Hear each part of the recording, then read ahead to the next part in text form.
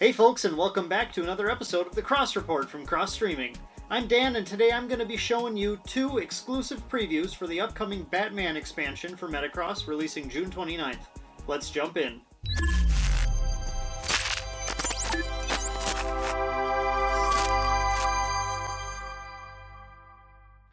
My first preview is actually one I am super excited to get to show you guys because it's actually my all-time #1 favorite DC Universe character, and that is Batwoman Vigilante. Batwoman Vigilante is a rare Bat Family character, and the first thing I noticed when I saw this is I was just struck by how good the art looks on this card. It's one of the covers from Batwoman, and it's just got that typical flowy style that's similar to the J.H. Williams stuff that sort of defines that whole run. And it's just gorgeous to look at. As for the card itself, this version of Batwoman brings Kate's combat training to the forefront with this when played effect that allows you to KO any damaged character.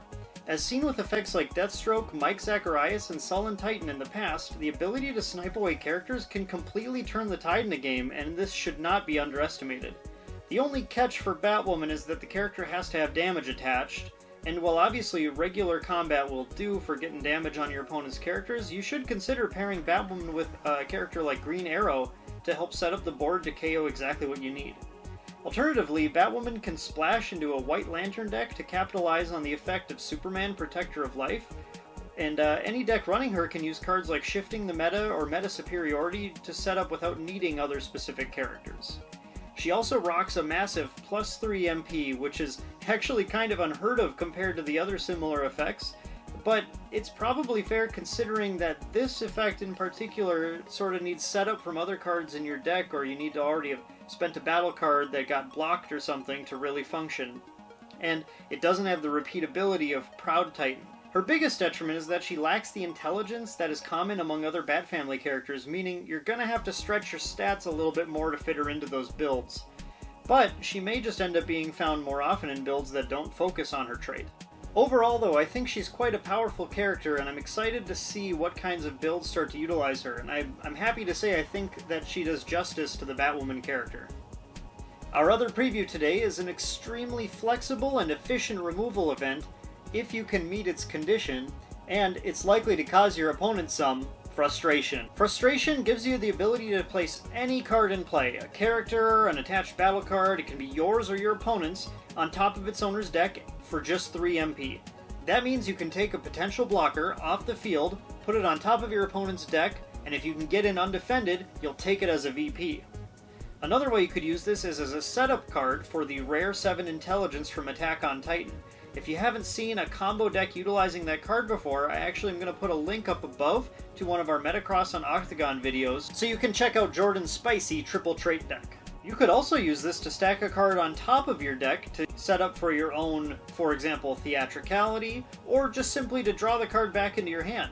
The stipulation for all of this, though, is that you have to have 3 characters in play, and one of them must have a max rank 5, another max rank 6, and the third a max rank 7. So it takes a pretty specific setup, although it's not really aligned to any particular trait, and it's going to be easier for some decks to set up than others, but any deck that can set it up without stretching too much is going to reap the benefits. Imagine being able to play up to 3 of these in one turn. You could remove your opponent's whole field of blockers.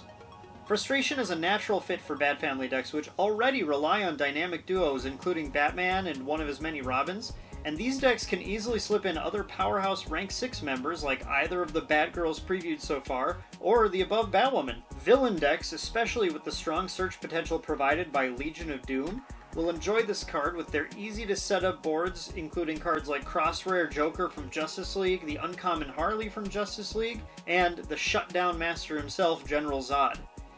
And this card can even slip itself into various Lantern Corps decks, especially those that have stronger search potential. For example, a green and blue Lantern deck could easily set up boards that have Hal Jordan or Kyle at rank 7, St. Walker at rank 6, and Tomar Ray at rank 5. Flexible and deck coloring events like Frustration are part of the reason deck building in Metacross is so much fun, and I'm really excited I got the chance to show this off to you, along with my favorite DC character, Batwoman.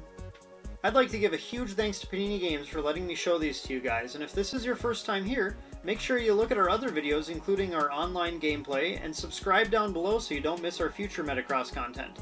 we're going to be doing one more cross report showing you 2 more cards, and that one's going to be focused on some villain support coming when Batman releases on June 29th, so you're not going to want to miss that.